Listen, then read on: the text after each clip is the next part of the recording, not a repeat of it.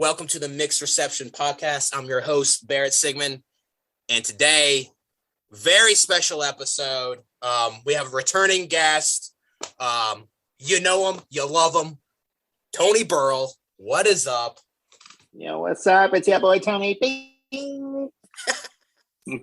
Okay, so this is a very special episode because today we're doing Spider-Man 3, and I was saving this one for you. I've been wanting to do this. I've been wanting to do this movie for a while. When I started the podcast, I mean, this was a no-brainer. This is one I circled. Very polarizing movie. But 3 reasons. I would say 1, you're probably the biggest Spider-Man fan that I know. Truth. 2, we worked at the movie theater together when this movie came out. Yeah. And actually, I don't know what the 3rd reason was. Because the new Spider-Man 3 in a trailer this week. Yeah. Which is actually fitting because it's the worst kept secret on the internet, but like Tobey Maguire and Andrew Garfield are pretty much going to be in the movie. Yeah, true that. That's fucked up. Supposedly Kirsten Dunst came out and said nobody called her. She's not going to be in the new movie. Well, she could be making that up. She could be lying. She could. Well, it sounded a little like fuck Disney tone, so maybe not. I don't know. Speaking of which, what did you think of the trailer? Not crazy about it. What's the movie about? It's just cameo fest. Like, I need more than that to sit through a 2.5-hour movie. Well, okay, so we know that. Okay, well, the movie is about they find out the public finds out he's Spider-Man, and then I guess he wants to go into the alternate universe. No, he wants Doctor Strange to cast a spell on everyone in the world to make them forget he's Spider-Man. Okay, that's what very controversial storyline in the comics too. So I'm not sure why they chose that to make a movie out of. It's controversial. Why is it controversial? Because the storyline in the comic books is Aunt May died because his identity was out, so a villain killed Aunt May or whatever. So he made a deal with Mephisto, which I guess his name keeps popping up a lot, to have everyone forget he's Spider-Man. The deal is he trades his marriage with Mary Jane for Aunt May's life to come back. Oh wow! So then basically it rebooted everything, and it was killed 30 years of character development, and it was called One More Day. If you ever want to look it up. Ooh, I might check it out. Okay, I wasn't crazy about this trailer either. And I think I've said this on a past podcast. I don't love the idea of bringing in alternative universes and stuff like that. I don't know. I'm not crazy about that. I kind of I hate it. Well, that's the thing now, with all the post Endgame movies. It's we saw with Loki. I mean, nobody's really dead. You can bring back anyone. So it's why should I care? What are the stakes? That's how I feel. That's why I didn't like that they did time travel too in Endgame. It was hey, let's just go back in time and get all the Infinity Stones. There's no fucking rules anymore. Yeah. I mean, I did like Endgame, but I don't know. Now it's just now we're bringing all these multiverses, and I don't know. I feel like Sony, this Into the Spider-Verse was popular, and I feel like they were well, we got to do a live action. That's how I felt. I felt it was fun in a cartoon movie, and now it's all right, it's not cool. Like in Venom, you're just watching the Venom 2 movie, and then after the credits, it's okay, now he's in another reality where the Spider-Man from the other movie's in it now. It's all right, this is getting too complicated. Oh, did you see Venom 2? No, I just watched the end credit scene on YouTube. That's all I get. That's that sounds interesting. And I was this is fuck about that movie. I did not give a fuck. Well, did you watch the scene though and how they did it? It's really complicated. I didn't even watch. I don't know anything about it, or I don't care. It's Eddie Brock. It's his room starts shaking, and then it's the TV's on, and it's talking about J. Jonah Jameson, that thing talking about Mysterio getting killed, and then it's Tom Holland Spider-Man, and it's So it's like, I don't know if they're trying to say like Eddie Brock and Venom like transferred to another universe or I don't know what the fuck. It was, you know what I'm saying? It's like way too complicated. And now it's like ruining all like the fan chat, like this Morbius trailer. All anyone cares about, like granted the movie looks awful, but all anyone's talking about is what universe does this take place into? Is it the Sam Raimi universe? Is it the MCU? And I'm like, oh my God. Like they've jumped the shark, I feel like. I think this is the dumb. I just kind of, I wish, I don't know, like, I do like, well, okay, a couple of things. Like, I love William Dafoe's Green Goblin, and I love Alfred Molina's Doc Ock. But I don't know, at the same time, I kind of want, like, new versions of these characters. That's how I feel. I liked them all, and we've already had it. I want new stuff. I don't want to keep, like, bringing back old people and be like, oh, it's working. I already see people, like, oh my God, I cried watching the new Spider-Man trailer. It's like my childhood came back to me. And it's like, God. If I said, Disney's won. You guys have been programmed. You've been programmed now. They don't even got to try anymore. Also, too, who's excited about fucking Jamie Foxx's Electro coming back? Jesus. Dude, and I'm going to say some controversial shit. I thought he looked stupid in this new trailer. Everyone's trying to be like, oh, he looks so much better. He looks like the comic books. And I'm like, no, that shit looks dumb. Electro is one of those characters I don't think translates well to a movie. No, yeah. Because that star thing on his face, I thought it looked so dumb. I did too. And I never liked the lizard design from the Amazing Spider-Man. And that's the thing too, like I didn't like the Amazing Spider-Man movie, so I'm not that excited for Andrew Garfield to come back. Yeah, no, and I noticed not all the villains are coming back, so I think that's kind of weird. Like, are they gonna explain that? Like, you didn't see Spider-Man 3 Venom in it. You didn't see Dane DeHaan Green Goblin in it. You didn't see those New Goblin in it. Those were the ones nobody liked.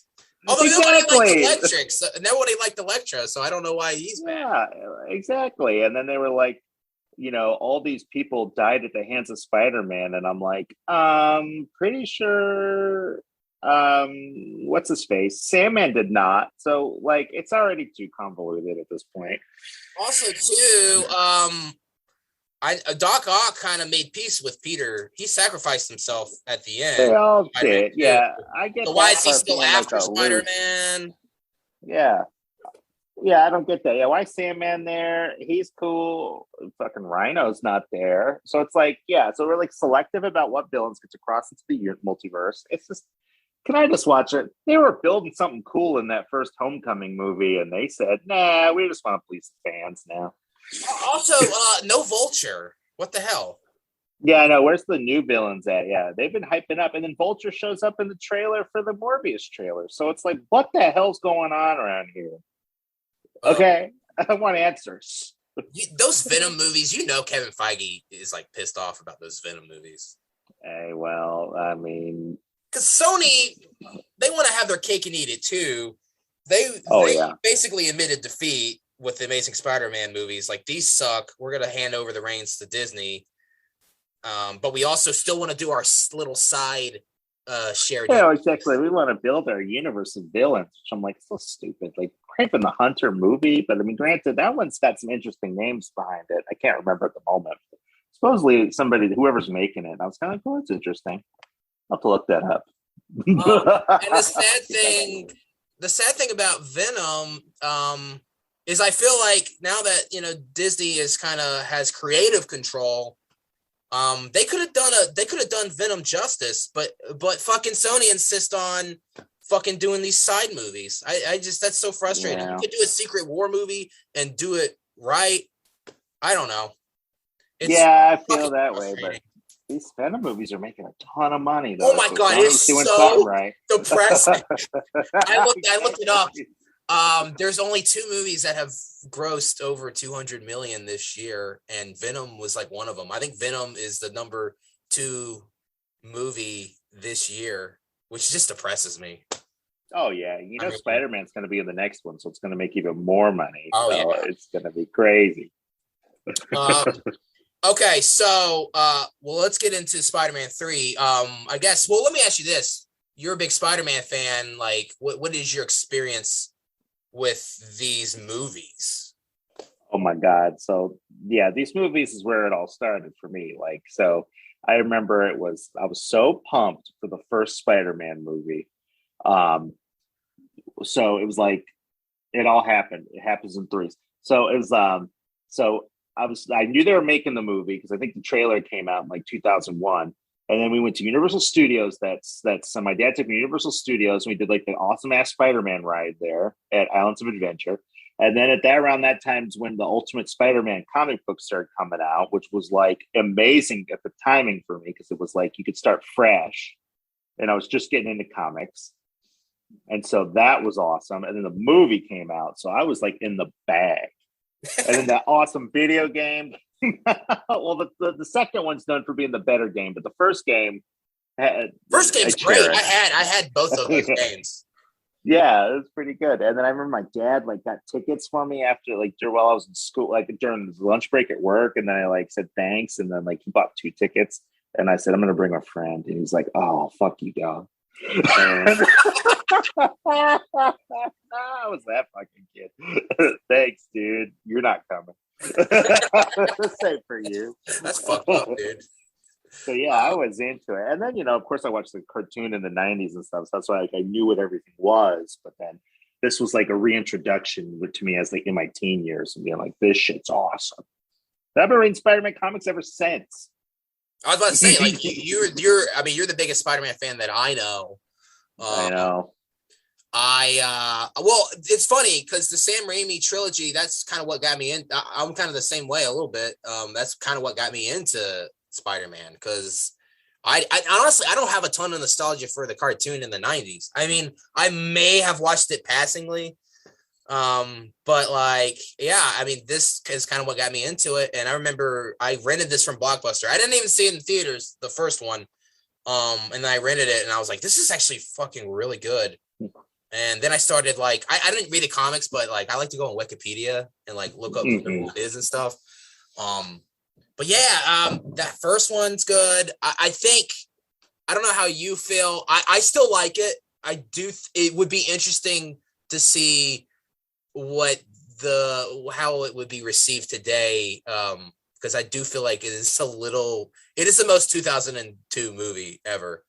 It's kind of cheesy looking back now. It is, but I don't know. I felt like that one had more, it knew what it was doing. It had like a goal of like telling the origin story, and it had the interesting story with Harry and Norman Osborn.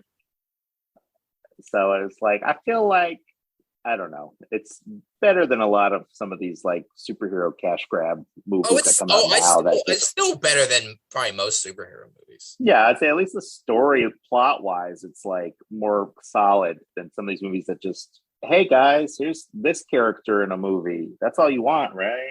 So, and then Spider-Man 2. I mean, I honestly, if you were to ask me, like, I would say top 3 all-time superhero movie. Like, to me, it's like it's like Logan, Dark Knight, and then like Spider-Man 2.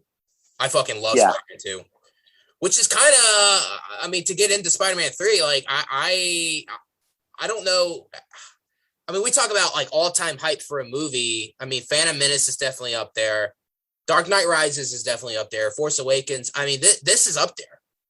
Indiana Jones and the Crystal Skull, that's up there. But I mean, all-time like hype for a movie. I was so fucking excited for this movie because that second one was so good, and it set up for the third one with like Harry learning about like who his dad. And then this one had the big thing where it was all the marketing was focused on Venom's in this movie, so people love that character. I mean, the movies are making a ton of money, so people went in this one hyped. Because that, the fan favorite villain was going to show up live action. Played by Topher Grace. I know that part. I wasn't like super, I don't know, at the time that part didn't bother me. I was just more like, oh, he's going to look so cool. I think that's what I was most excited about. But, yeah, I think so. That set this movie up for like the fanboys to have like come in with like the highest expectations when you do like the fan favorite. CGI weird looking character. Everyone's like, oh, and they knew it because that's like all the trailers were based on. Sandman wasn't in any of the posters or any of the the only people who gave a fuck about Sandman was Sam Raimi and Tobey Maguire. They were the only ones who wanted Sandman in this movie. Nobody else gave a fuck about Sandman. Exactly. It's worth noting. I remember working at the movie theater. We had a TV in the lobby, and Jesus Christ, I fucking saw this trailer probably like 1,000 times. Every 30 minutes. Every 30 minutes. I think about that all the time. I mean, this episode also it's kind of a stroll down memory lane. Exactly. I love that TV that played like trailers all the time. Remember that one? There was that one movie, and I think about you all the time. It was that Fly Me to the Moon in 3D. Like, I don't remember what the trailer was. It was a bunch of flies going into outer space, and there's this one like sound where they go, "We found it." I think say that, and I laugh, and I go back in time every time. Oh my god! Just that shit playing over. We found it over and over again. All right, so let's just kind of have a loose discussion. Like, what did you revisiting this earlier this week? Okay. What do you think about it? A couple notes. I'll say one. It's never a good sign when a movie starts out with a long ass opening credits and it's just still frames of all the previous movies to give you a recap. It was like, are they really going chronological order? Spider-Man 1, Spider-Man 2, and like, movie like clip art screen grabs. I actually didn't hate that, and I will say the second movie did it better because it was like art. It was that was way better. Like when you buy like the shitty like movie trading cards, and it's stills from the movie, and you're like, this is so bad. And then I noticed if somebody, it's executive produced by Kevin Feige, I said, damn. Oh, that's right. He was still figuring it out back then, I guess. I knew he was involved with the X-Men movies. I didn't know he'd even made it to the Spider-Man flicks. So, humble beginnings. Yeah, Kevin Feige doesn't have like this perfect track record that people think he does. No, he does not. I think he also was heavily involved in X-Men Origins Wolverine, right? I think Richard Donner was actually involved with that one. Don't quote me. Damn. Okay, well then Kevin Feige, you get a pass on that one. Don't quote me though. Yeah. So you don't like the opening credits? No. Okay, that, and then you could tell how that bored the actors were. In this movie, like the acting was so just like one note. I would say like Topher's not Topher. What is it? Toby's playing Spider-Man like he's got like he's like like an alien in human skin. Like he's doing this weird like goofy smile the whole movie. Like a part was like couple parts that made it like really like jarring to me was the part with like the Spider-Man, like he gets the key to the city and he's just like enjoying the parade as Peter Parker, and he's like interacting with people really weird, and he's got like that weird goofy look on his face the whole time. Oh my god, he's so fucking annoying in this movie. Yeah, and it's like and then another scene is like in the beginning where it starts with Mary Jane's stupid play, and he's just sitting there. And he's sitting there smiling and like singing along, and then it shows it from like Harry Osborn's point of view, and you're like, yeah, he does look really fucking weird, doesn't he? And creepy. Like I get he's like trying to play like a nerd, but like he's like it's really bad. It's really off-putting. And then which leads into another gripe. This movie's like 75% Peter Parker and like less Spider-Man than usual. So it's like really fucking hard to keep up with this movie because it's like, all right, like I'm sick of him. When is Spider-Man coming in? I mean, it's so bad. Even the first fight scene with him and Harry Osborn, he's not even dressed as Spider-Man the whole time. I like that. Like that's how much Peter Parker's in the movie. Yeah. It's like, damn, is Spider-Man going to show up? It's like you can tell. And I read a trivia thing that said like when they first screened the movie, as every fan's like complaint was like, it's kind of boring and there's not a lot of Spider-Man. So they did like a bunch of reshoots to I read that too. Put more action into it, which I think is why like some of the fight scenes just feel so out of fucking nowhere. It's like he's walking down the street after a Broadway show and Harry Osborn just like jumps him, or he's walking down the street and then, or, you know, he's at the Spider-Man parade and then all of a sudden this Sandman just floats by and he's like, oh shit. You know, like it just the movie just felt like it was cobbled together of a bunch of random scenes, I guess. I agree with you with Tobey Maguire. He is weird in this movie. Like right off the bat, I knew something was up with this movie because like his opening, like I guess monologue or whatever. He's like, I'm your friendly neighborhood, you know, like it's just that was like, so bad. Yeah. And I'm with the girl of my dream. It's just like, well, one, okay, the whole point of Spider-Man 2 is like being a superhero sucks. And it just dealt with like how hard his life was. And then it's like in this movie, like weirdly, everything's going right for him.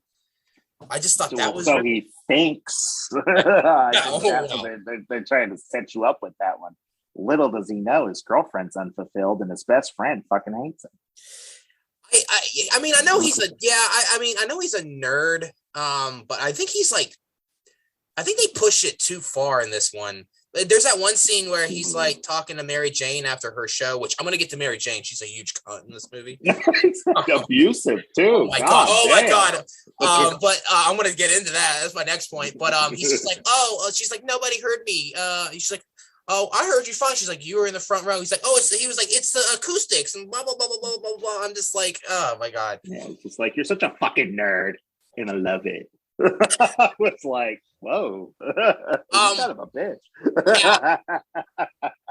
So I watched this last night. My biggest takeaway from this movie, this is the most memeable movie ever made, maybe. God, yes. Which and like, here's the thing, like when this movie came out, it crushed us. We were so disappointed. I think now, like almost 15 years later, it's like I watched this movie. It's not good, but I actually had a blast watching this last night because I was like laughing a lot at it. Oh, and I think it's like kind of a guilty pleasure in that respect. Like, don't get it twisted. It's not good, but it's like I think it's kind of so bad it's good. I like laughed a lot. And, okay. And it's like, yeah, it's so memeable. Like Tobey Maguire, like I don't want to. He's not fat, but he's got like a weird, like doughy face. Well, I think he was like an alcoholic at this point or some shit. Like, listen, he's known for being like some like party guy, right? Like he hung out with like Leo. Yeah, didn't he have like the Pussy Squad or wasn't that what they called themselves? Pussy Patrol. Pussy Patrol. Like that's what it was. Hey, that's what I'm talking about. Yeah, ain't no excuse to be phoning it in on the flicks, man. Yeah, every like facial expression he makes is just like comedy gold. Like the big one with him crying at the end, like that. I mean, that's that is like the biggest meme. That's classic. And then James Franco was on some weird shit. Like, he might have been high the whole fucking movie. I don't know what was going on. We're gonna get into James Franco, but yeah, that was my big takeaway. Is like not a good movie. But I've kind of warmed to it in a guilty pleasure, so bad it's good kind of way. It's a bad movie. Don't get it twisted, but like I had fun with it because it is so funny. But also another takeaway is like this to me like feels less like a superhero movie and more like this just melodramatic like story about a toxic relationship. Exactly. Because I do feel that way too. Yeah. Like this movie is so weird. Like that was the whole thing. Like the first two movies, like we want MJ and Peter to get together, and and those two movies are leading up to that moment, and then they're like together, and they're actually like a horrible couple, and MJ especially is a bitch. Yes. Yeah, she's like super abusive and like emotionally abusive. And that's what I was thinking. I'm like, you know what? Like this movie gets a lot of shit because like there's too many villains. blah, blah, blah. And I kind of agree to an extent, but like, honestly, we need less and less of this, like, this relationship drama and more like time with the villains and stuff. I agree. And I think at this point too, a major thing is the Harry Osborn drama was so played out at this point. It was also derivative of everything that happened in Spider-Man 2. Well, this was the big payoff, and the movie starts off great, I think, because like we get that really cool fight scene where he's in his glider and they're like fighting through the city. That's a great scene. But then he has fucking amnesia. He gets hit in the head. I'm like, exactly. Are we really doing this? And he tries to like act like he's like a child, I guess, because his amnesia works so weird. Where he's like back in high school, and she kicks it off. Mary Jane walks into the hospital room, and he goes, "I know that face." Let's say it. I know that face. Oh my god! Also, what? When they're at the parade, Mary Jane's like, "I wish someone would bump me in the head," and he's like, "Boop." I know, right? I know what you're doing. He is so, I don't know. Was James Franco on drugs in this movie? He had to have been. I mean, there's no excuse. That was bad. Weirdly bad. The thought crossed my mind also watching this because it's no secret, like, Sam Raimi did not want Venom in this movie. The Venom was forced on him. Yeah. Did he intentionally botch this movie because he was pissed off? Supposedly, I read IMDb trivia right before we started, and it goes, supposedly Sam Raimi was deeply unhappy with how the film turned out, but had hoped that the planned fourth film would have made up for it. And he had plans to do a 4, 5, and 6. I would have been well. That's a good question. I think Sony's the one that cut him off. You think so? Which is weird to me because also, fun fact is this movie was the top grossing movie of 2007. Nowadays, Hollywood would never. They would be like, "Who cares if everyone's making fun of this movie? It made the most money." Yeah, that is interesting. Would you have? Let me ask you this: would you have preferred a Spider-Man 4? Instead of an Amazing Spider-Man, like the reboot? No, because from everything we know about where this movie was going, was it going to be like the Vulture and Vulture-S, and then I think there was going to be a vampire one after that. A Black Cat, I think, was going to be Anne Hathaway was going to play Black Cat, and then what's his name? No, she came out a couple years ago in an interview and said she wasn't going to be Black Cat like everyone thought. She was going to be Vulture-S, which is not even a fucking character. Oh, that's so stupid. Exactly. So, like, the Vulture's daughter or something? That, or she was just going to work with the Vulture and dress left for like one, and then maybe they'll do like she's going to be Black Cat in the next one. I'm like, the fuck out of here. But then there's going to be there's going to be damn vampires in like the 5th and 6th one or something like that. Oh, Morbius. Ugh. Morbius, but then like, I don't know, but. And then I think John Malkovich was going to be Vulture. Yeah, I think he was even signed on or something at one point. And then I think I've been hearing conflicting reports, but like I think the plan was to bring Lizard into it because they set him up in this one. Yeah, he's a college professor. Yeah, but to go back to so Mary Jane sucks. Jesus Christ, like, who gives a fuck about her play? Like, that's so weird to me. Like, oh my God, spend so much time on, like, her, like, not making it as a Broadway actress. And then, like, I gotta say, like, Peter, like, he's, like, trying to, like, make her feel good. Like, oh, I know how you feel. Like, I mean, I get so much shit all the time as, like, Spider-Man. So awful, yeah. There you go, making it about you again. I was like, what the fuck? Like, I don't think that's what he was doing. I'm like, no, bitch. She's trying to relate to you. Like, exactly. What? She's trying to make you feel good. And she's like, don't give me that get back on the horse crap. I'm like, what the? I was kind of getting like, this is, like, awful. I felt like, why does he want to be with her so bad? And then it's like, I was thinking this, dude. He's got that young Bryce Dallas Howard rubbing his shoulder at the dinner table in front of his girlfriend. I'd say, damn, okay. Also, hi, Bryce. There was this scene. Speaking of that dinner table scene, This I had to rewind it a couple times because I don't know exactly what she said, but she had like a fucking dig at him. Like, how does this fit into your budget? I was like, are you fucking serious? This guy's trying to take you out on a fucking like nice date. Trying to propose to you. Oh my God. And she just, I just like, I like don't like this character.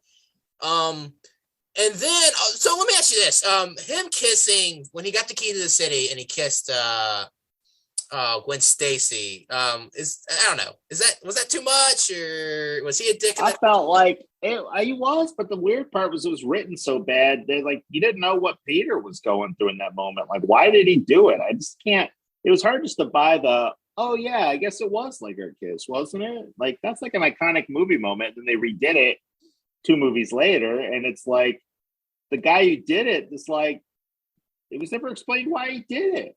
And that's not a good explanation that he just didn't. He just did it. You know what I'm saying? I think what they were going for. Well, that's the thing about this movie is, like Peter's starting to get a big ego. Like he is enjoying being Spider-Man, and he loves all the attention. And yeah, I don't know. It's like I guess he was just kind of putting on a show. Putting on a show, but yeah, I don't know. That's what I felt like. I felt like that one needed some little bit more context, a little bit more.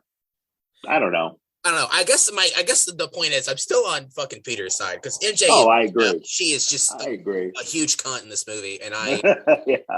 Ooh, like, and is it okay? I don't know. Maybe I shouldn't go here, but did they? I feel like each movie they made MJ look less attractive. Dang, I was gonna say the otherwise. I said there's that woman where they're at that dinner scene. She's wearing a little dress, and I said, "No, she is so hot." In the first one, she ain't wearing no like wet see-through tops in this one, like she was in the first one. Yeah. That was a hot take, but well, I don't know. Should we talk about like the villains? I mean. I don't know. Yeah. So besides from the people drama, I'd say the villains. I would say villain because the Venom shit was so tacked on there at the end, and so I actually kind of I want to say I enjoyed Sandman somewhat, but just not enough time. It didn't have time, and like they were trying to tell some weird. Like deep story that didn't really have much to do with what the fuck was going on in the movie. It's like, well, it gave a motivation. Well, yeah, but it was like, this guy escaped from prison and he's doing all this shit. Now he's fighting Spider-Man, but then somehow it all relates back to Uncle Ben's death. And I was like, dude, we're in the 3rd movie at this point. So that's controversial. Let me ask you this. So what do you think about the retcon Sandman actually? Because that's not in the comics. Sam Raimi. Oh, yeah. And I think, you know what? We can blame the producers for Venom shoehorning him in, but I think it was Sam Raimi's idea for Sandman and him being the killer like all along. Yeah, I don't think it worked. I don't think it added anything to like I don't think having that knowledge makes you go back and watch the first one and like adds anything. I just think it's like it takes away from like the randomness of it, like the random act of violence of it, where it's like, oh, but little did you know is that the guy in the villain for the 3rd one's the one that was actually there and did it. Well, you know what I'm saying? Like, I don't like going back in time and changing details if it doesn't like improve. Well, the whole point of the first one was like, hey, like, like Peter again was kind of getting cocky, and he had, with great power comes great responsibility. He let that guy go, and he could have stopped him. And I feel like now in this movie, it's like a weird kind of message. It's like, well, because he should have stopped that guy, but then it's like, well, it didn't matter because it didn't matter if you stopped him or not because he was going to get killed anyway. Yeah, and it's like I like that. It's always like I like the biggest, like him, Batman. Sometimes it's like their biggest like tragedies were not by these like big super villains. It was just some random real life encounter thing. So that's true. It's like and that also adds why he's got a police scanner in his bedroom and he reacts to every crime because you don't know what could happen. But now it's like no. We got to set up these big super villains, man. Well, also, I think with the black suit, they were really trying to they're trying to push this whole theme of like, the evil within. Sometimes the worst villain is yourself or whatever. I don't know. I feel like in this movie, he was already kind of like, I don't, okay. So I think I would have eliminated one villain, and I think I would have gotten rid of Sandman. And I think, cause like when the movie starts, he's already kind of starting to be full of himself. And I don't really think he needed the whole like revenge, like subplot. No. I just don't think he needed it. I think the only villain should have been Harry Osborn. I think he spent 2 movies setting this up. Why would he not be the main focus villain, which he was in a weird way, but just like as like a, guy fucking up Peter's personal life. Like, why not just have him do the whole shebang? Well, I could see why.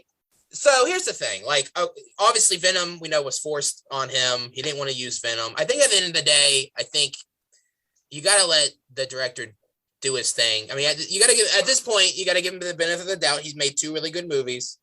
I think if he wanted to do Sandman and Harry, let him do Sandman and Harry. I do see why the studio pushed for Venom, obviously, and because he's iconic villain. He's a fan favorite. Easy money. Sandman ain't gonna put butts in people's seats. No. Sandman is kind of like, correct me if I'm wrong, but in the comics, he's just kind of like a low-level thug, right? Yeah, he's like a mercenary, hired guy. Yeah. But I also see good guy. I kind of agree with you, but I could also see, like, we had Green Goblin in the first one. I could see why they would want to add another villain, so it wouldn't be like, oh, we're just doing another villain again. It's kind of the same. I could see. Yeah. But then also it's like Harry was like the secondary villain in the second movie. So why would you have him be the secondary villain in the third movie? Yeah. Like, shouldn't at this point he upgrade to like the main like opponent, I guess, not like this like pest that keeps like buzzing around the whole movie while we're trying to figure out the whole Sandman dilemma. Like, come on now. Well, that's the thing. Like, it's so annoying because it's like, okay, well, we introduce Harry Osborn has already been set up. Bam, amnesia. He's out of the movie for like a while. Then we introduce Sandman, and then Sandman gets killed, and then boom, and then we're gonna introduce Venom. I mean, every time they introduce a villain, then they like put him to the side and introduce another villain. It's just like none of these villains get any time to shine, really. No, and it it just seems so needless. Like, I get the studio involvement with Venom, but it was just like, I don't know.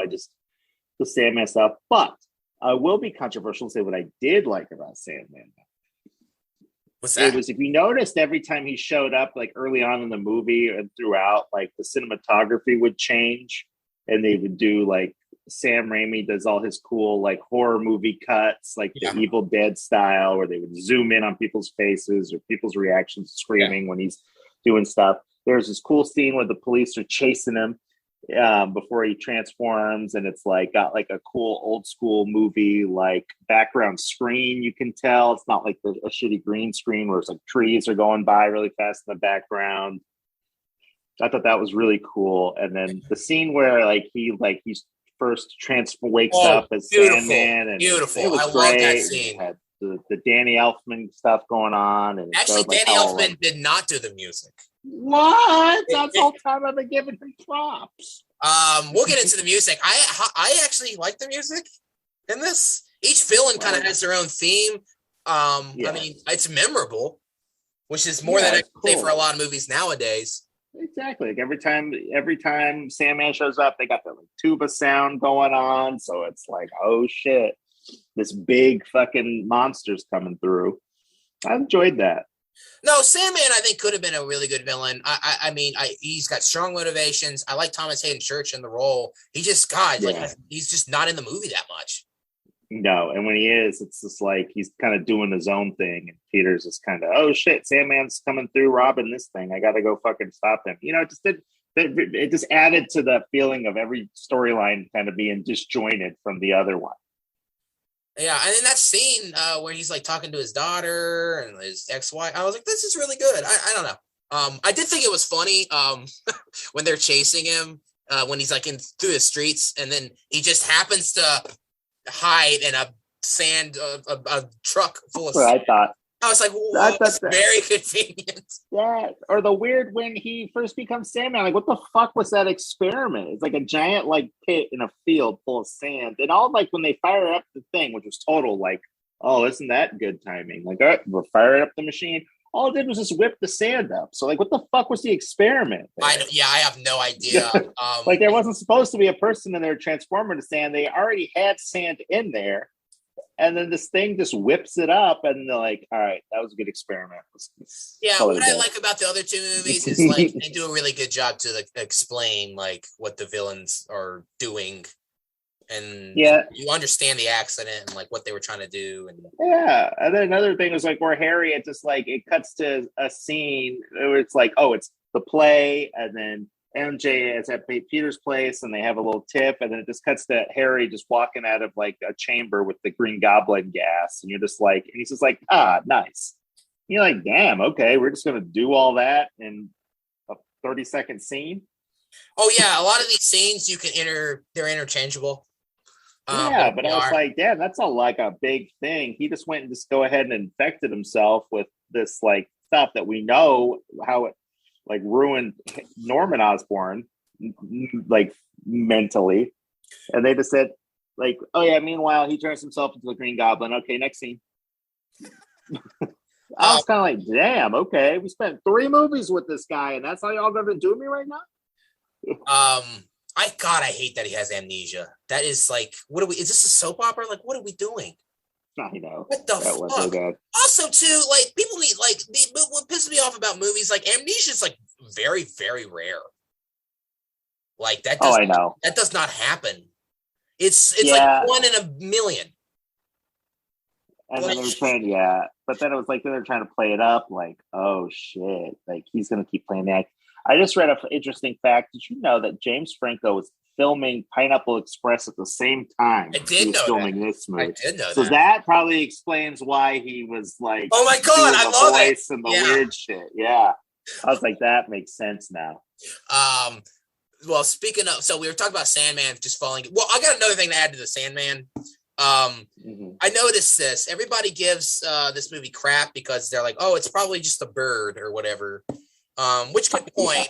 But also watching this movie, I noticed when he stands up in the little pit thing, there's like windows that are open.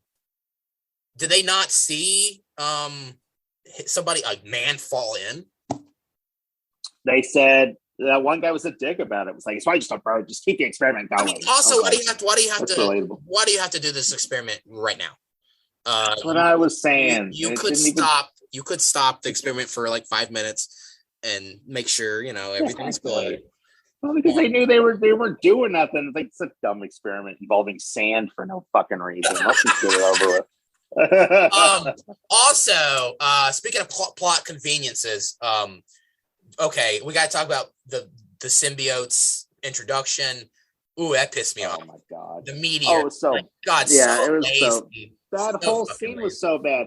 It just cuts to them in some cool web, and then it's like these like really weird looking like shooting stars go by, and then Peter just cuts to Peter. Wow, that's something. Are you kidding me? And she just rolls over. Tell me you love me. Like, they did not know how to write. They did not know how to write their relationship. Like they just didn't know. Like, they have no They're horrible together. Oh my god. Yeah. Well, tell me you love me. And then a giant fucking meteor falls down right beside them, and they don't even notice. That's how fucking awful this really was. Also, too, I read, so part of trivia, I don't know if you read this, but an early draft, because they set it up perfectly. In the second movie, J. Jonah Jameson's son is an astronaut. Oh, and I think what they were going to do is he was going to bring back the symbiote in this movie. Like an early draft had him bringing back the symbiote. So they were going to introduce the symbiote that way.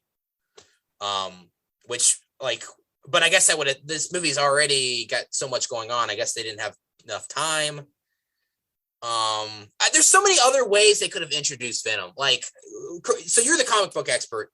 I know in the original comics, he gets the suit on some planet in the Secret Wars, right? In the Secret Wars, he gets it from his suit is ripped up, so he stumbles upon a vending machine full of superhuman suits and gets it there. Oh wow, that's kind exactly, dude. Comic books, dude.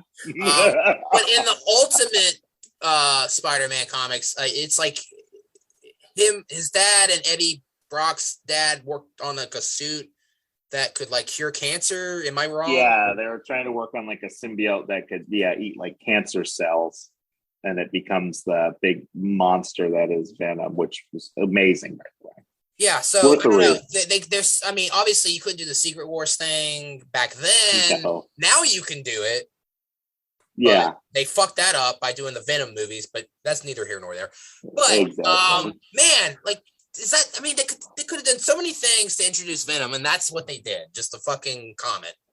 Exactly, it just plops down. It's like the worst like movie effect too. It looks like some old school like science fiction. It's like they like throw something at the ground and it looks like a fucking meteor. It's so bizarre.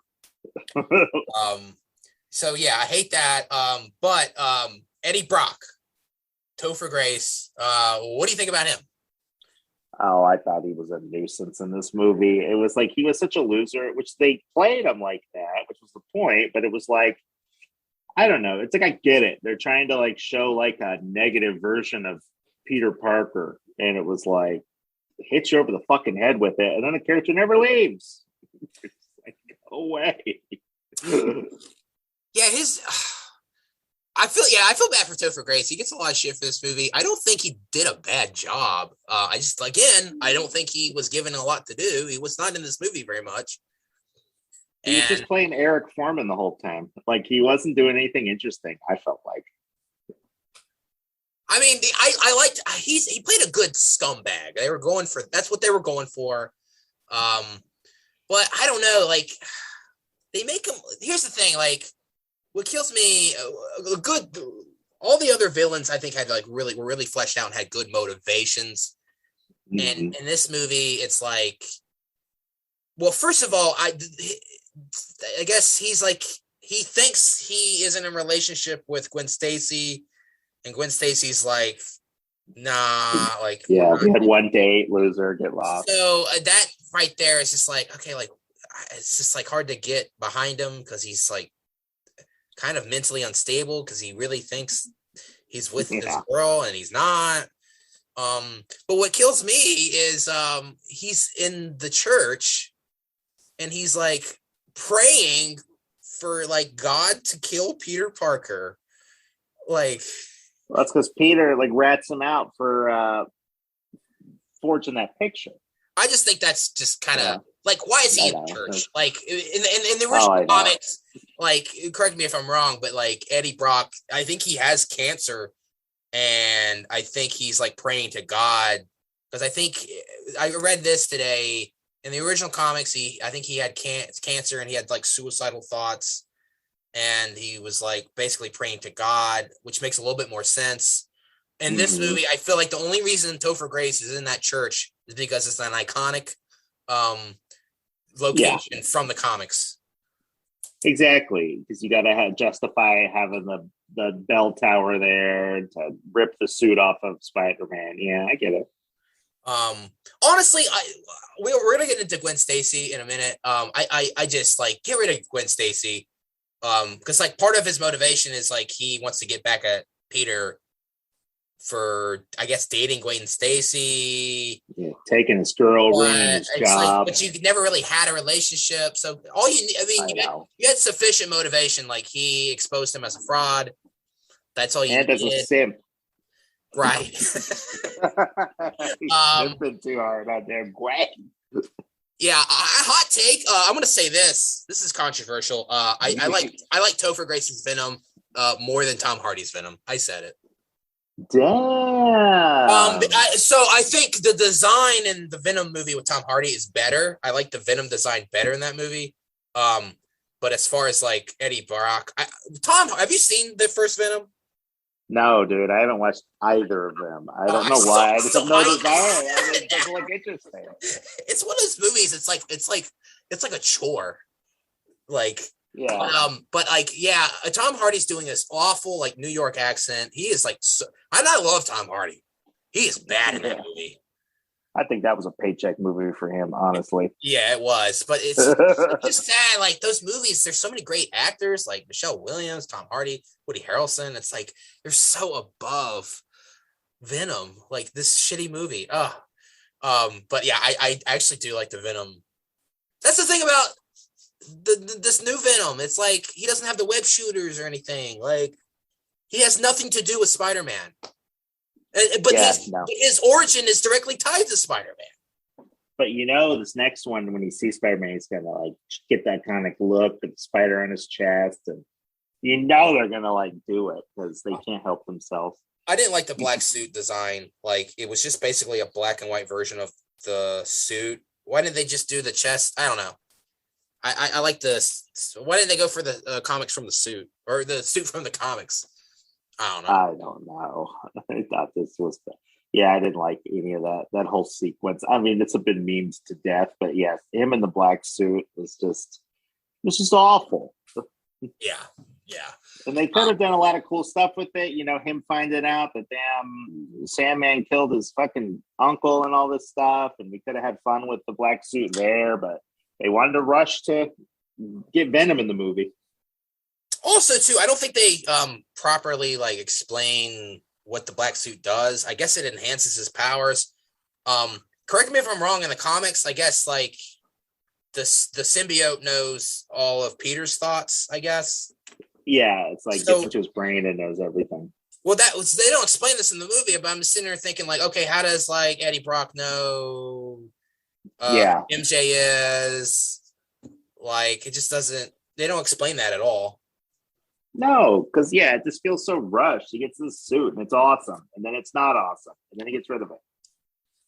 And then Gwen Stacy. What do we think about Bryce Dallas Howard as Gwen Stacy? I thought the character they could have made the character a lot like different, but it was definitely came off as like a Mary Jane clone. Like she's a model too. She's a classmate too. She's it was just like.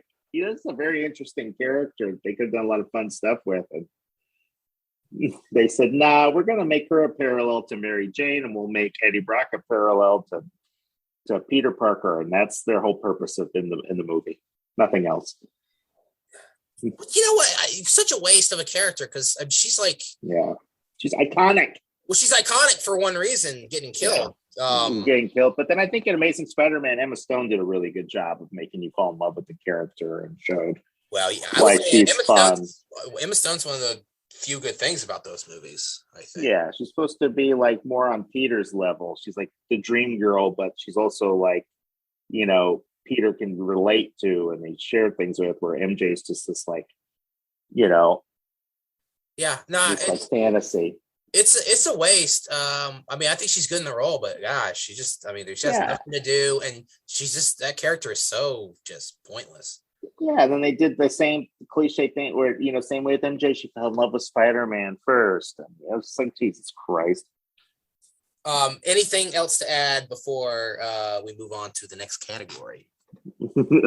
No, I think that this movie was, you know what? I'll say this. I think this movie was a preview for like the next 10 years of movies where it's the studios start making the movies, not so much the damn directors and talent. And then these movies just can be Frankenstein together from a bunch of ideas. And then they'll still make money anyways. So why not? So I'm actually glad you brought that up. That's a great point. You know what's sad? Sam Raimi. Well, he's directing Doctor Strange. Oh God, yeah. There's a lot of news coming out with that. Is it in the Multiverse of Madness? That's what's in the called, Multiverse of Madness. Yeah, Multiverse supposed to been out already. Well, I heard that they're doing like extensive reshoots. Yeah, so I actually went into the to read all like the big leaks. Supposedly the reshoots are because there's some new character played by some new actor, and he's not testing well, so they like recasted, and they're like refilming a lot of the movie. Damn, do you that and supposedly, I also read that I heard this on a podcast, the slash film one. That's pretty good. They it's because this movie was supposed to come out before Spider-Man No Way Home and before Loki, so it's like they're having to like rewrite the script and redo the scenes so that way Doctor Strange isn't the reason why all these multiverse shenanigans are going on. It's because of Spider-Man's movie. So they basically had to reframe it. So they're having to like, so the movie was supposed to, so now they have to like reference the show and the movie and be like, now the fucking the multiverse is all out of whack because of the shit we did in Spider-Man, because of what Loki did. Why didn't they just push back for No Way Home? I don't know. Yeah, I don't get that. I bet I know why. I bet Sony's like, well, we need a big movie this year. That's probably why. That, and then it seems like, and Sam Raimi supposedly, I guess wanted to make a certain movie, and I don't know why this keeps being an issue with these Marvel movies. These directors want to like make their own movie, and it's like, dude, you knew what this was when you signed on. Like, that's your fucking fault. Well, they're not letting the directors. These directors have a voice, and they're not letting them make the movies they want. Which I feel bad for Sam Raimi because it's like he's getting burned again. I agree, but at the same time, these MCU movies are like 20 movies deep at this point. Like, all right, dude, like the game, we all know what the game is here. Why would you come in thinking that like you'll be the exception? Well, they let James Gunn do whatever the fuck he wants.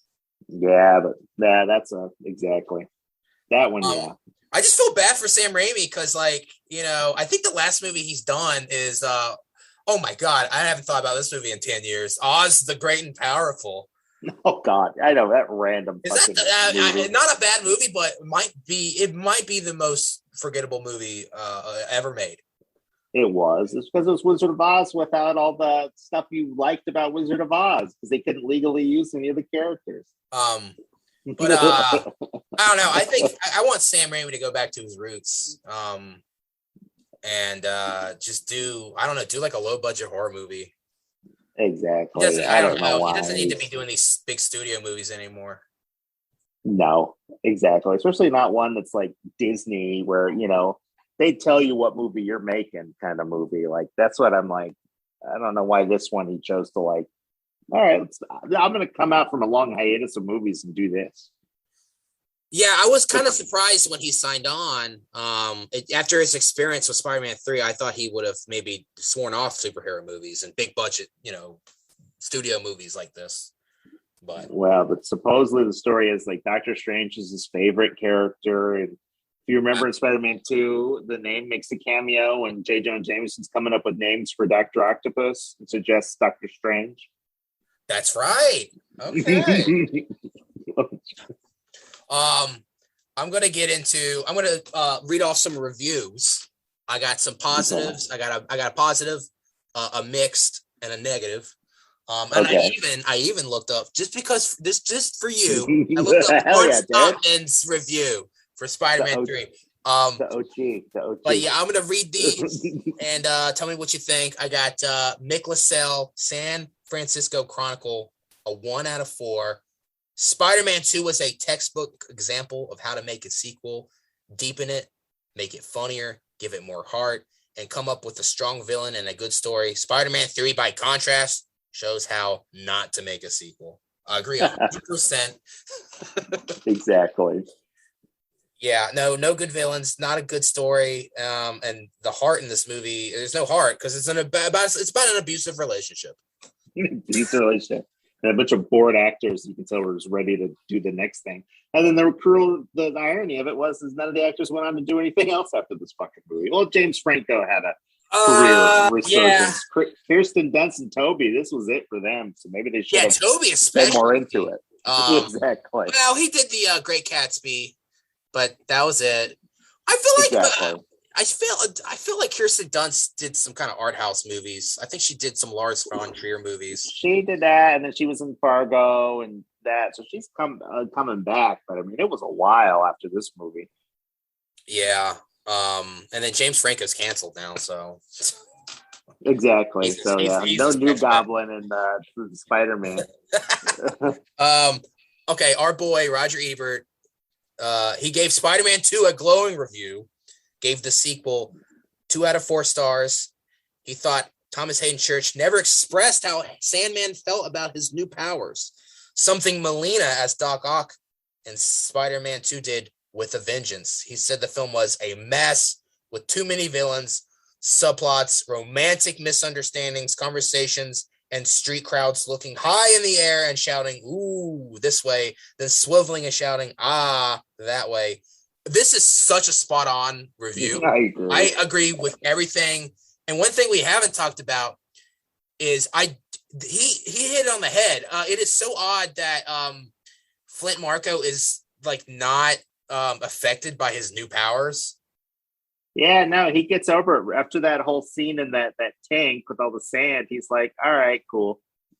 Game on. Let's get some money. Like, I mean, like, let's take a moment and like, I'd be free. He needed to be freaking out. Like, exactly. He's just like, nah, get money. Let's go. Yeah, romantic misunderstandings. Yeah, that's all this fucking movie is. It's just awkward. It's like Mary Jane thinks Peter's fucking Gwen Stacy, and it's just, and then Toby thinks Harry's fucking MJ. It's, oh my God. It's just fucking awful melodrama. I know. And it's just like, we all came here to see Spider-Man, dude. Like, why are y'all forcing us to watch this shit? That's one thing I didn't like about the Sam Raimi movies. Sometimes it was a little too heavy on the Peter drama. Yeah. And our boy Lawrence Topman, 2.5 out of 5. This blurb I thought was kind of funny. If the longest and it's the longest.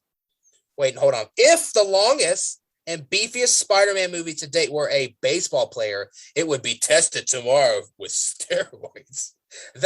Lawrence was like, I watch sports, y'all. That won't stop. That won't stop Spider-Man 3 from hitting a home run at the box office, where fans will roar. My boy with the baseball puns. Let's go.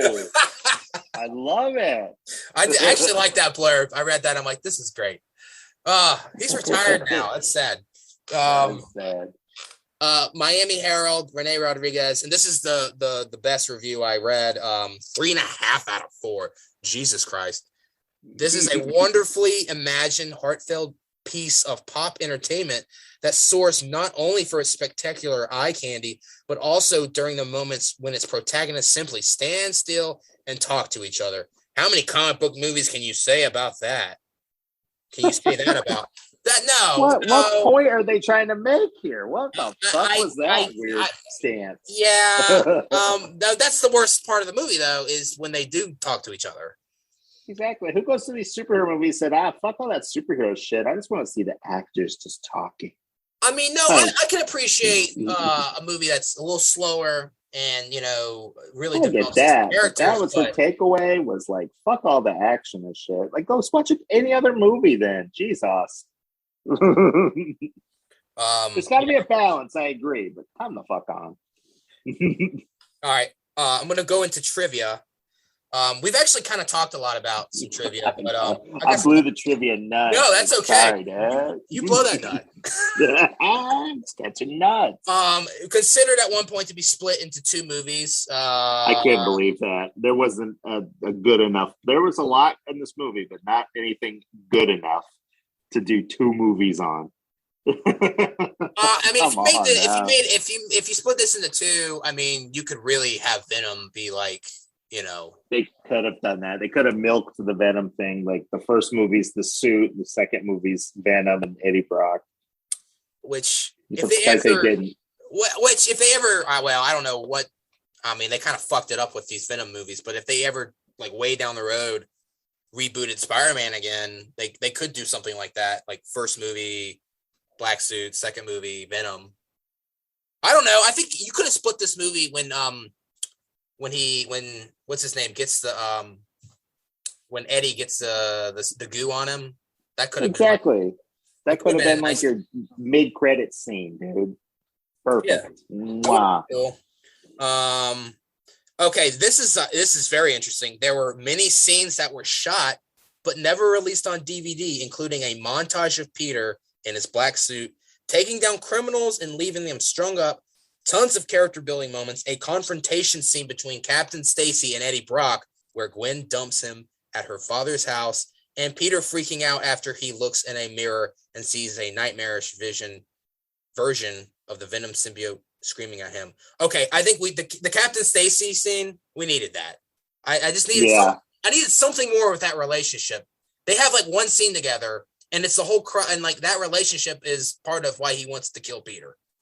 Yeah, that's like the whole like basis of like the big finale where she's stuck in the taxi cab and he's got to save her and fight Venom. Like, I feel like that was a crucial scene they got out there. Also, I would have liked to have seen some more like black suit stuff, like with him like catching bad guys. That could have been fun. I think the important scene though is the one where he looks in the mirror and sees what becomes the Venom monster, rather than just like, oh, you finally see like Eddie Brock in Super. Now he looks like a monster version of Spider-Man. If you like, it kind of just felt like, okay, there's a character where before it would have been like, oh shit, he looks like that nightmare version we saw earlier. See what I'm saying? Yeah, no, that would have set that up better. Also, I was kind of thinking about this. If you went into this movie and didn't know a damn thing about Venom, you would probably think this is the stupidest fucking character ever. Like, it's just, the whole thing is just it's a stretch. The meteorite, the goo, it's stupid. Yeah. Like, I agree. Okay. I thought Venom sounded weird in this movie. And they used the sound of a Tasmanian devil for Venom. Because he kind of has this weird squawk, and I was like, what? That's really weird. Yeah, I thought they were trying to make him seem like one of the raptors from Jurassic Park. I always got that vibe. Like, that's what they were going for. Because it moves just like them with like when they use the practical effects and stuff, and the scenes where he's like screaming with the tongue out in their face. I was like, that's like straight out of like Laura Dern when she's like in that electrical room when the raptor breaks through the fucking cage. I was like, they totally ripped that. But now I know. No, they didn't. Tasmanian devil. I think they did. This is interesting. Alicia Cuthbert and Scarlett Johansson were considered for the role of Gwen Stacy. Ooh, I mean, not a big role, but yeah, they didn't miss nothing. They didn't miss out. Scarlett Johansson, especially, she did Black Widow. I mean, good choice. Exactly. Topher Grace left that 70s show to star in this movie. I don't know. Here's the thing. I was a big that 70s show fan back in the day. That last season where he's not on it sucks doggy dick. So yeah, and I think it hurt his career. I think because he left like pretty unceremoniously, so I think that pissed like his fans off. And then to follow that up to like then do this piece of shit movie, I think like those two things like back to back like ruined his like future career. Oh, I bet if he could do it all over again, he would not do this movie. Yeah. Also, I thought this was interesting. $258 million budget. I think at the time, this was one of, if not the most expensive movie of all time. Which, even by today's standards, that's a lot of money. Exactly. And I was like, what do they spend it on? Because like the effects in this movie weren't that good and they weren't that awesome. They really aren't that great. I think there's a lot of close-ups of people's faces and stuff to like make it look like there was like effects going on. But yeah, what did they spend $200 million on in this movie? Jesus Christ. Probably all the CGI like scenes like of the, because they didn't need to animate every little grain of sand for Sandman all the time. Jesus Christ. I bet that's where all the money went. I also read something that they spent like 6 months on that sequence.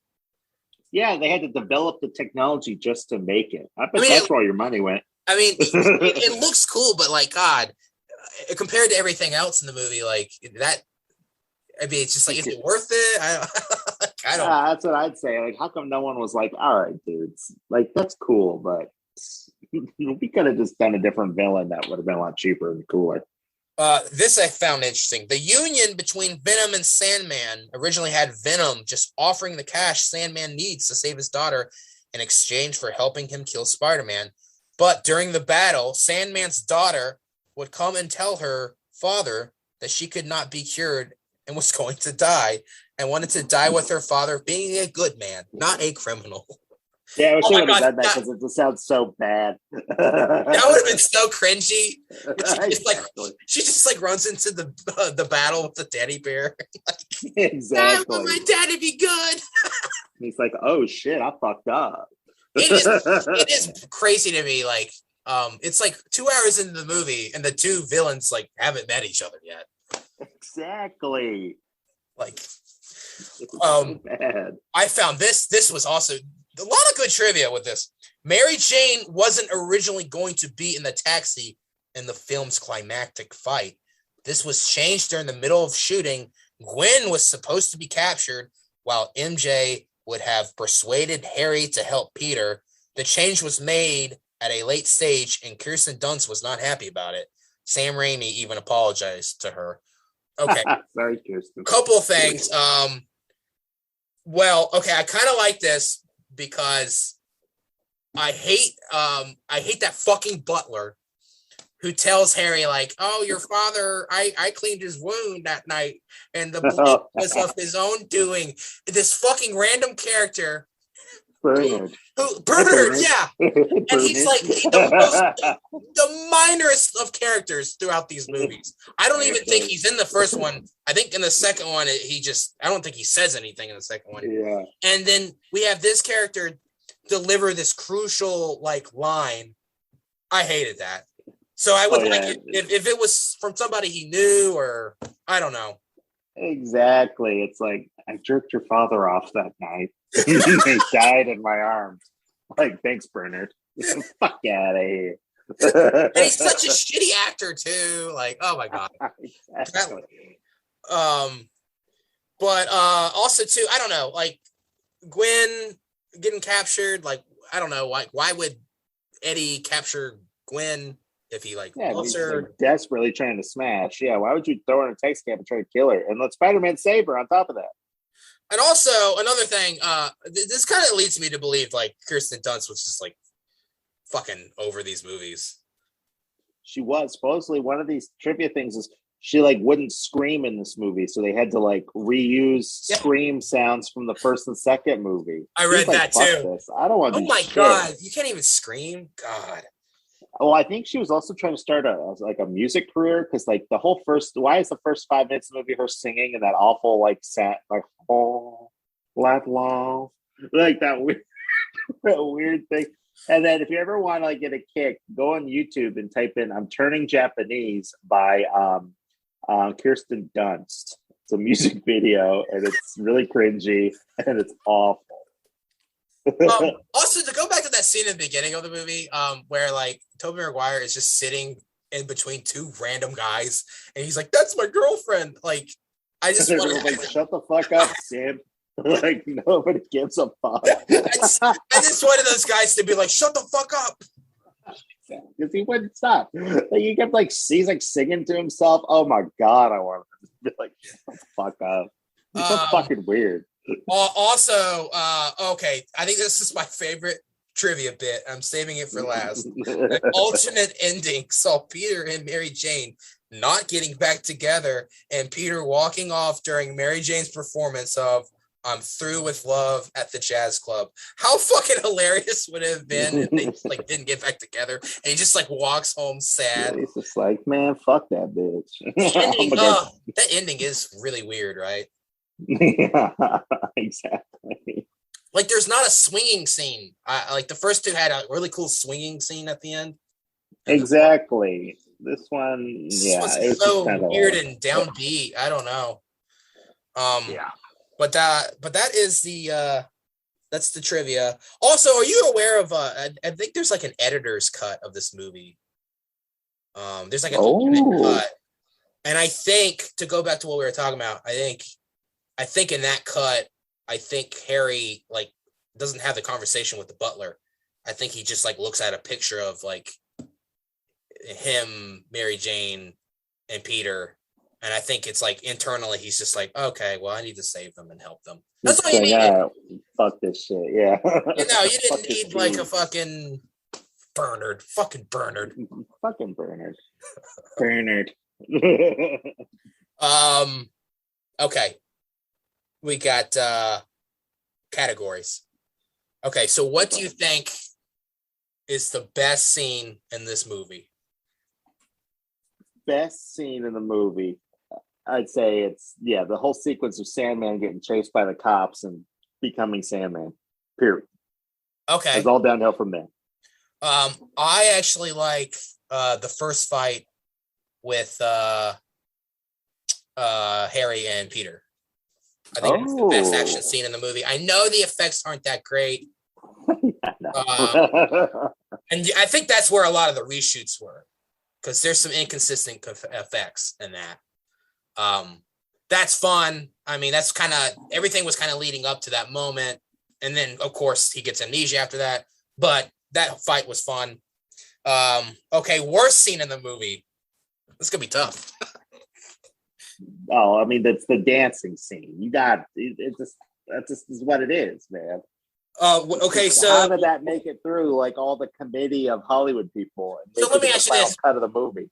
Are we talking about the montage with the montage of him, the emo Spidey dancing around?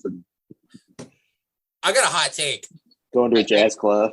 Okay, so I hated that at the time. Now I like think it's hilarious. I think they were like, that was. I mean, I think they knew what they were doing with that scene. Oh yeah, because I kind of like it because it's like Peter's a dork.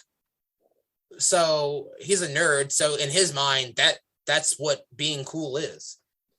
Like, I guess I don't know. It was.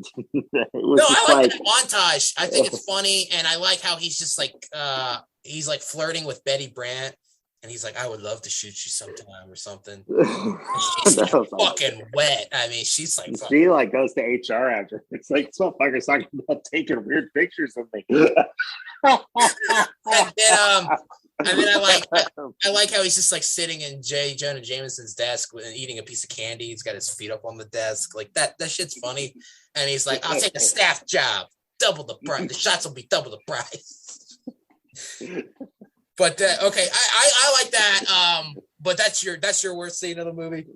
I think so, yeah. I thought it was too cringy. And then it ended up being like the main thing everybody made fun of about the movie. So you know what's funny, to go back to the movie theater, I was ushering, I think I was ushering that night. And you have a break in between movies. And I couldn't help myself. I was like, okay, I want to watch a little bit of this. Because we had like a special staff screening. We had a staff screening after the first night it was out. Yeah. And but that was the scene I walked in on. And I was like, out of context. I was just like, what the fuck is this? And it was so funny because like my high school, Providence High, was like right up the street. So, I would see people I went to school with like all the time when I worked. And that night, like everybody from my fucking school was there. And I I was talking to some people and I was like, hey, how is it? And everybody told me it fucking sucked. You're like, what? No. And I was like, I didn't want to believe it. I was like, and all the signs were there. Everyone was telling me it sucked. I saw that weird fucking scene. And then I was just crushed.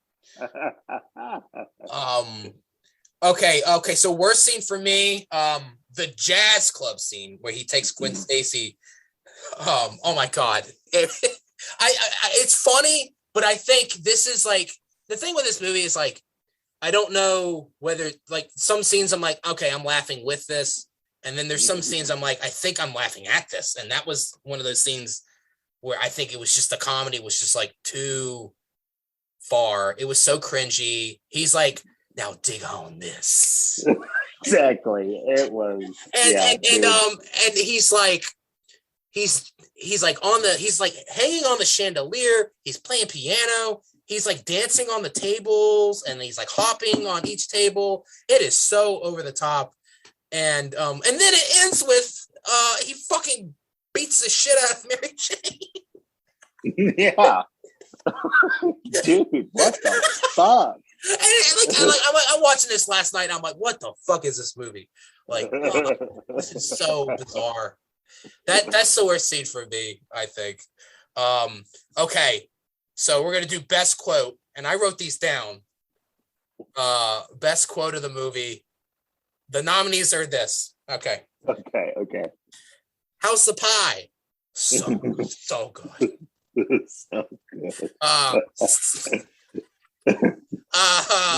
See ya, chump.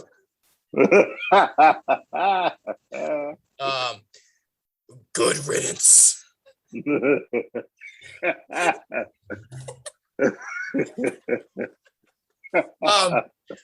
get your rent when you fix this damn door. I'm gonna put some dirt in your eye. Classic, all classic. You want forgiveness? Find a religion. My spider sense is tingling, if you know what I mean. Mostly that was ad-lib. That was a Topher Grace original. Yeah, thanks, Topher. I like being bad. It makes me happy. Oh God, that reminds me of that one show at the movie theater. It makes me happy. Oh God. Yeah, I got triggered. Too painful. I knew that would trigger you. Now dig on this. And Tony, I think more cookies. Bring the cookies. I was gonna chime in. No, my favorite is she's giving him that cake. He's on the phone. He goes, "Give me some milk." That's my quote of the movie. Give me some milk. You know what? I was thinking this. Like, MJ's such a bitch in this movie. I think he should have fucked his landlord's daughter. I mean, she worked for it. He owed her at that point. He's ungrateful. Serving him cake and milk. The milk.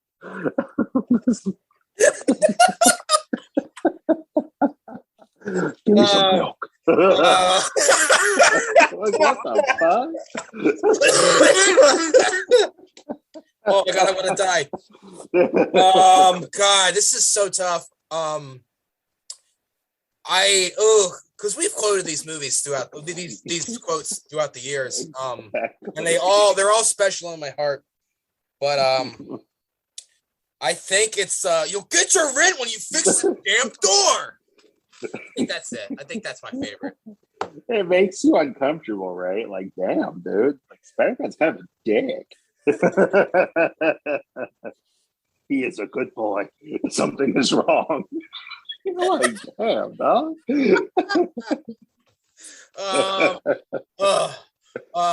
Okay. Best unintentional comedic moment. Oh my God. I think you have like a 10. There's like the one where he's like crying. All the memes. Every one of the memes from this movie. Yeah, I think that. Yeah, I mean that is iconic meme. Like him crying at the end when Harry dies. Exactly. Also, there's another quote I forgot to say. It's when Harry's in the hospital. She's like, "Are those your friends are good or whatever?" And he's like, "The best." This is weird. Yeah, Pineapple Express character bled in. Yeah, they're the best. Yeah, the crying Tobey Maguire meme. Yeah, you're right. That's the most unintentional comedic moment. Also, have you watched the basically what they do is they take all the emo Spider-Man lines in this movie and they put it in like a different movie. It's like Bully Maguire. Have you heard of this? No. Oh my God, go on a deep dive. Awesome. Type it into YouTube and it's just like they insert him into other scenes of movies and it's just like Tobey Maguire as like the emo Spider-Man, just like he'll be in another scene in another movie and be like, "I'm gonna put some dirt in your eye." It's like, oh my God, it's so funny. Okay. Awesome. Okay, best performance. This is tough.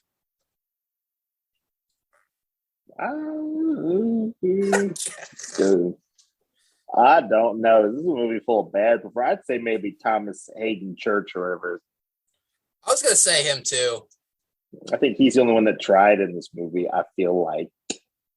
Or did anything worthy, like actual performance. Everyone else kind of just, I don't know. That's a Kirsten, I felt phoned it in. Toby, James. Toby tried. I just think the script didn't do him any favors. MJ seems checked out.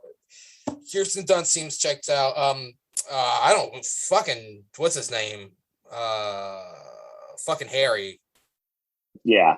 With the James Franco. Jesus Christ. I don't know what was going on. I think he was like high. I mean, he filmed Pineapple Express. Yeah.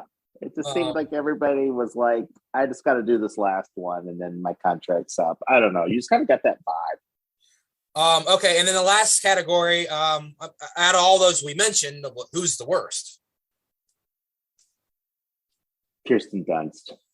Yeah, I think the performance isn't very good, and the character, I hate her in this movie. Yeah, I hate her. I mean, she wasn't very likable in the other ones either that much, but yeah, this one was just like. I was gonna say, I think throughout this trilogy, she does get more and more unlikable with each passing. I mean, yeah, we're supposed to like root for her as she like left the nice guy at the altar, and then she like did that weird fantasy where she was like made him like pretend to be Spider-Man while they're about to have sex, and you're just like, what is wrong with you? Okay, so give me your final thoughts and kind of overall thoughts, and let's rate this puppy out of 5. Okay. I thought, this movie for me gets a 2 out of 5, and only 2 because of the laughs we've gotten years later from it. As I would say 1. It just was just like 1. I don't like the feeling that the actors like didn't like the movie while they were making it. That's not fun to watch as an audience. I felt like it was just like nonsensical, and it took like all these really cool characters. You could have done like a cool, meaningful story and said like, nah, we're just felt like kind of the feeling you got from like X-Men Origins Wolverine, where it's just like, we just want to just put characters in this movie. We don't really give a fuck what it's about. And then I don't know, but then I guess joke's on me, because here we are, like 15 years later almost, and we're like celebrating that. Well, I guess that the Toby Spider-Man and Sandman are coming back into our lives in a new movie this Christmas. So who fucking knows? Fingers crossed for Topher Grace's Venom. I know, right? Dude, I would nut. I would nut. Like him and Tom Hardy run into each other, and it's oh like, my God. Yo, I just want him. I want Topher Grace just to come through a portal and just be like, well, what are you doing here? I like being bad. It makes me happy. I'm like, no, trigger warning, trigger alert. This movie, okay, I think I'm gonna go 2.5 out of 5. It's one of those movies I've been very torn on throughout the years. And as we talk about it today, I'm still very torn on it. I mean, there are some things I like about it. But I think the biggest takeaway is I think this is the most memeable movie ever made. I mean, I've gotten so much enjoyment from all the memes, all the GIFs, and it's a very funny movie, unintentionally most of the time. Some of the line delivery is just truly bizarre. It really is a guilty pleasure, and I do think it is one of those movies that it is kind of so bad it's good. And it's a mess. I mean, there's too many characters, and none of the villains have enough time to shine. And the relationship between Peter and Mary Jane is truly kind of upsetting. Very bizarre. She's a bitch. I think it's less. I really do. I'm not even joking. I think this is less of a superhero movie and more of a melodrama about a toxic relationship. Yes. And it's such a fucking weird movie. I was mad at it when it came out, and I think now I've mellowed and I kind of see it for what it is. It's just a clusterfuck of a movie. It's a mess, but it's a fun mess. It's hilarious. Not I mean, the first two I think are classics. This one is just like you said. I think this was kind of the beginning when studios were kind of throwing these directors around and kind of doing what they wanted, and it happens all too often. So, but that. I think that'll about do. Anything else to add? I think we've about fucking covered it. I mean, we've been on for 2 hours. Exactly.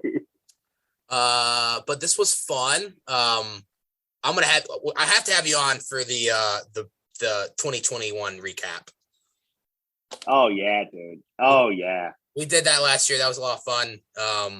So that'll probably come out in like January. But thanks for doing this. What is this? Your fifth time? Sixth time? I don't know. I want to say I did Justice League and then the Snyder Cut, and then we did the recap. Fourth or fifth time.